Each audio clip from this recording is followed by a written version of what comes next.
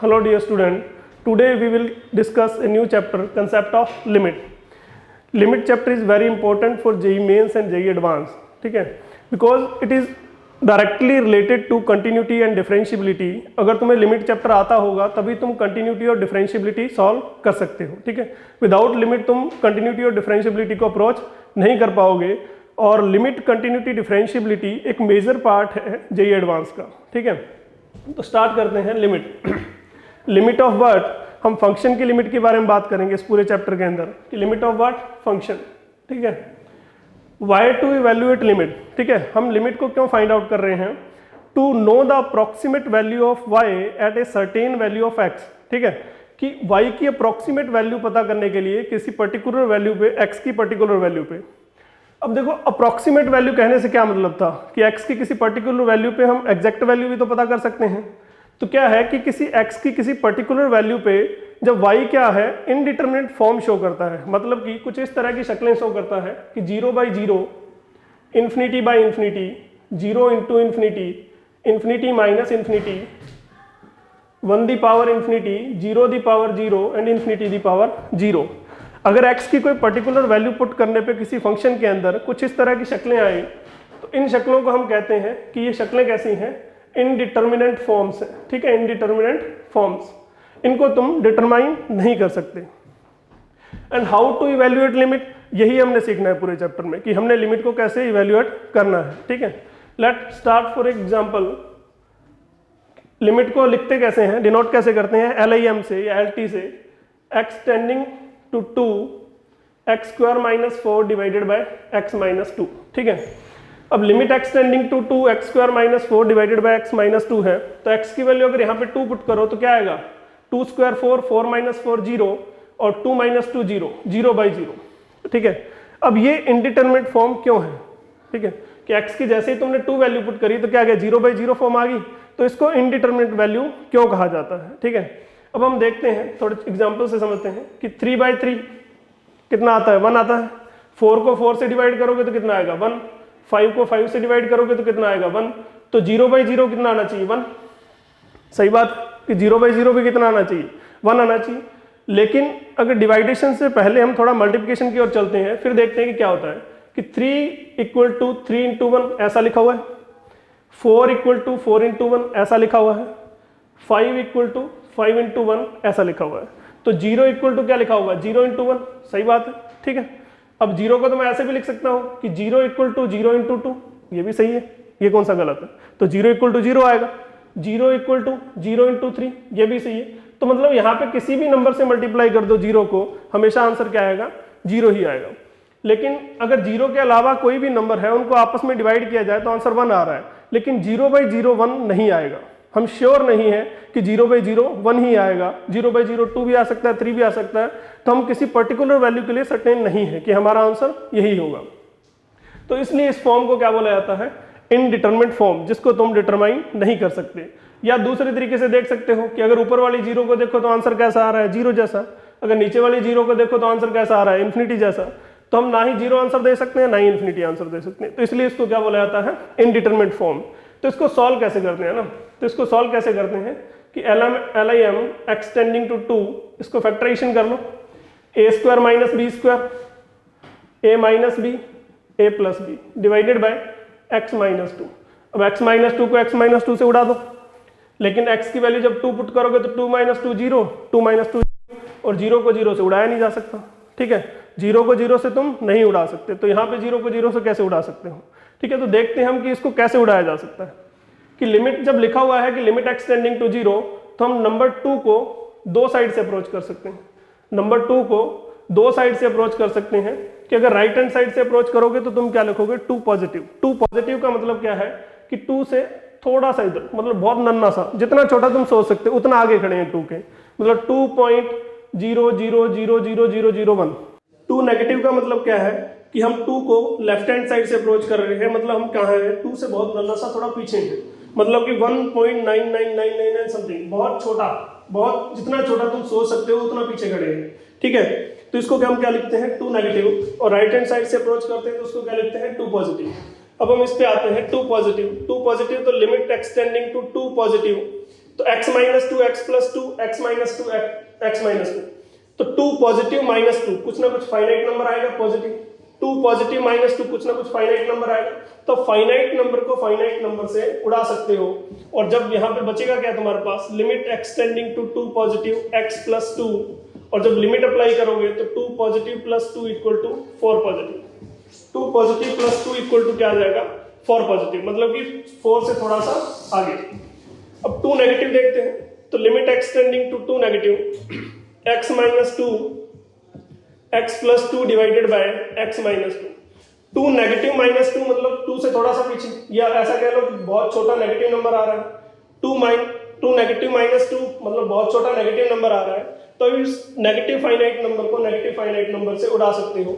और तुम्हारे पास क्या बचेगा कि limit extending to 2 negative X plus two equal to 2 negative plus 2 equal to 4 negative. ठीक है, कि जब तुमने 2 को राइट हैंड साइड से अप्रोच किया तो तुम्हारा आंसर क्या आया 4 पॉजिटिव, मतलब 4 से थोड़ा सा ज्यादा।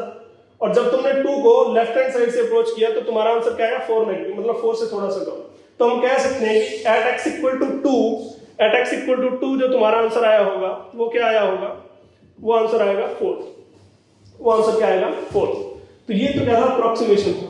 ठीक है, कि लिमिट जब आप अप्लाई करते हैं तुम डायरेक्टली अगर ऐसी कोई फॉर्म आ रही है तो डायरेक्टली तुम एक्स की वैल्यू वहां पर नहीं कर सकते, तुम्हें कुछ इवैल्यूएशन करना होगा, मतलब तुम मैनिपुलेशन करना होगा क्वेश्चंस को, और उसके बाद तुम आंसर लिख सकते हो 2 साइड से अप्रोच करने के बाद। ठीक है, चलो अब हम देखते हैं कि limit existence of limit at x equal to a, कि किसी पर्टिकुलर पॉइंट पे लिमिट का एग्जिस्ट करने को हम कैसे देख सकते हैं। Existence of limit at x equal to a. ठीक है, अगर मैं कह रहा हूं कि at x equal to a पे लिमिट एग्जिस्ट करती है तो इसका मतलब क्या है कि हम नंबर ए को 2 साइड से अप्रोच कर रहे हैं, एक तो राइट हैंड साइड से और एक लेफ्ट हैंड साइड से। जब राइट हैंड साइड से अप्रोच करोगे तो तुम क्या करोगे ए पॉजिटिव, और जब तुम लेफ्ट हैंड साइड से अप्रोच करोगे तो क्या बोलोगे ए नेगेटिव।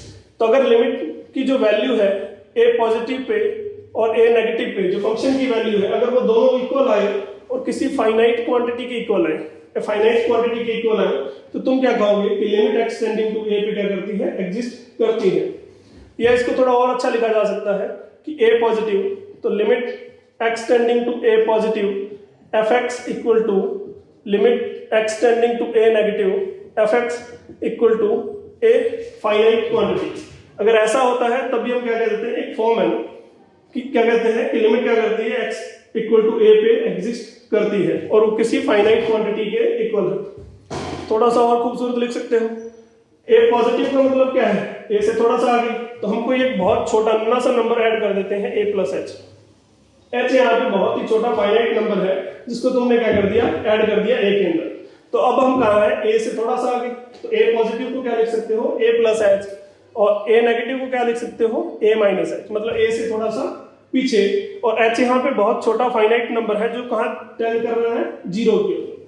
तो अब इसको ऐसा लिखा जा सकता है कि limit H tending to 0 F A plus H equal to limit H tending to 0 F A minus H equal to a finite quantity then limit X at x equal to A exist. इसको हम कहते हैं RHL right hand limit, इसको हम कहते हैं LHL, और ये दोनों किसी फाइनाइट क्वांटिटी के इक्वल हो तो हम कहते हैं कि x इक्वल टू ए पे क्या कर रही है लिमिट एग्जिस्ट कर रही है। ठीक है, अब हम थोड़े बहुत एग्जांपल देख लेते हैं छोटे छोटे, कि जिससे हमें क्लियर हो जाए कि एग्जिस्टेंस ऑफ लिमिट एट किसी पर्टिकुलर पॉइंट पे कैसे देखते हैं। क्वेश्चन है limit x tending to 0 tan inverse 1 upon x। ठीक है, अब tan इनवर्स 1 अपॉन x, तो हम क्या देखेंगे जो x टेंडिंग टू 0 है तो x को 2 साइड से अप्रोच करेंगे कि लेफ्ट हैंड साइड से 0 नेगेटिव और राइट हैंड साइड से 0 पॉजिटिव। जब हम 0 को लेफ्ट हैंड साइड से अप्रोच करेंगे तो tan इनवर्स 1 अपॉन 0 नेगेटिव, मतलब नेगेटिव 0 है तो 1 अपॉन 0 नेगेटिव क्या आएगा tan इनवर्स माइनस इंफिनिटी। और जब हम पॉजिटिव राइट हैंड साइड से अप्रोच करोगे तो क्या आएगा tan इनवर्स 1 अपॉन 0 पॉजिटिव, तो tan इनवर्स 1 अपॉन 0 पॉजिटिव क्या आएगा tan इनवर्स इंफिनिटी। तो tan इनवर्स माइनस इंफिनिटी कहां पे देता है tan इनवर्स माइनस इंफिनिटी, तो माइनस पाई बाय 2 पे, और tan इनवर्स प्लस इंफिनिटी कहां देता है pi by 2। tan inverse minus infinity कहां देता है साइन बाई कॉस, कॉस 0 कहाँ होगा पाई बाई 2 पे, तो 1/0 इंफिनिटी और -1/0 माइनस इंफिनिटी, ठीक है। तो RHL LHL क्या आ गया -π/2 और RHL क्या आ गया π/2, और जो दोनों क्या है इक्वल नहीं है, तो हम कह सकते हैं कि at x equal to 0 limit does not exist, ठीक है। At x equal to 0 limit does not exist.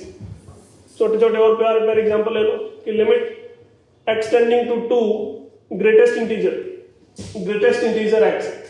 अब ग्रेटेस्ट इंटीजर का तुम्हें पता होना चाहिए ना कि ग्रेटेस्ट इंटीजर फंक्शन क्या है, कि इंटीजर्स वैल्यू देता है, ठीक है। क्या देता है? Integers value.